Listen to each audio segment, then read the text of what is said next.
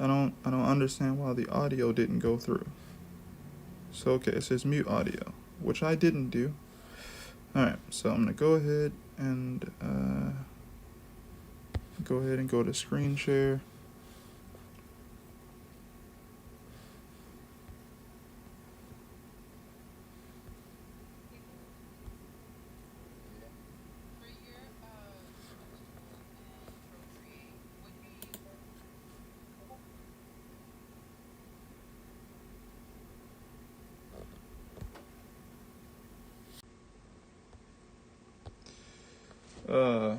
Alright. So I just realized that the mic was off the whole time. Um, and I thought that I was recording my voice the whole time because I heard myself at first. But I guess when you do, what is it called? When you share your screen through this certain process, you have the option of choosing, which is right here. It says microphone on. And I didn't have that turned on. So my audio didn't come through at all. But yeah, I hope everybody is doing okay. This was definitely going to be the live stream for today, but I'm just gonna add another one up to just say, yeah,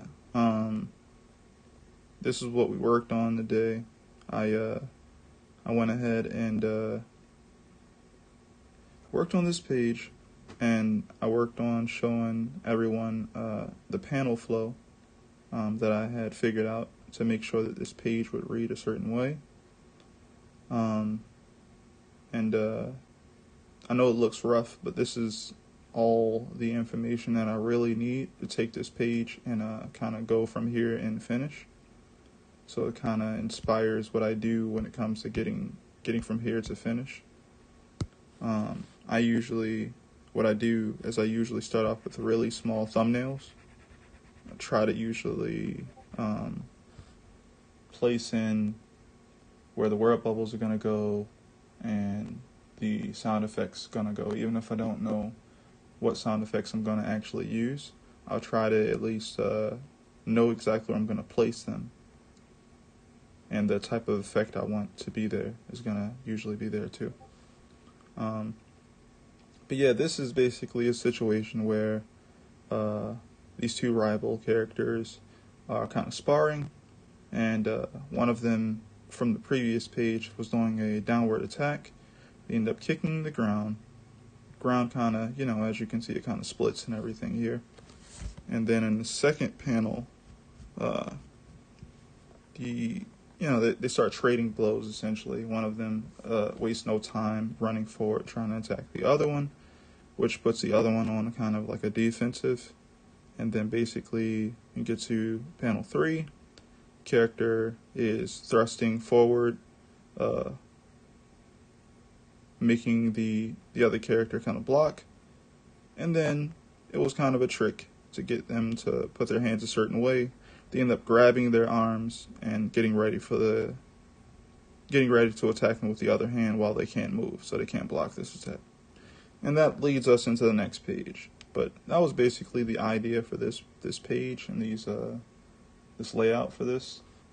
I was talking in the other video, but no one can hear me. But I was saying I have a Patreon, and on my Patreon, I'm kind of new to it, but I plan on going over and covering comic book type content, kind of trying to break down ways in which to think and improve, kind of like laying out pages and going over different things that some of the professionals have done, comics, manga, manhwa, whatever I can get my hands on to kind of show off or go over. That could be cool. I also have a audio clip that is available, and it's it's about style. I notice people are still struggling with style. I too kind of still struggle with style here and there, but I feel like I have a really good understanding of it as well. It's like 40 something minutes long, and I kind of go over the different aspects of style that I think of, like when it comes to illustration, when it comes to character design, and when it also comes to narrative. And I feel like sometimes people kind of confuse it and kind of mash them together. Sometimes they are mashed together, but in order to get a better understanding, it's better to like break it apart sometimes and break it down. And I also go over the fact that I believe that I don't think people just always put things there to just look cool. I think more often than not, they put a lot of thought behind why they choose the shape language they do for each character. The same thing with narrative. People have a certain set of techniques that they're trying to use to get a certain emotion to come across when you're reading a book or checking out a comic. Same thing how like movies use music and lighting and all these different tools so that whatever they put on the screen can convey a certain amount of visual information and some type of emotion as well. It's the same reason why in a lot of comics they exaggerate motion and expression, because they don't have voice actors and they don't have these things don't actually move.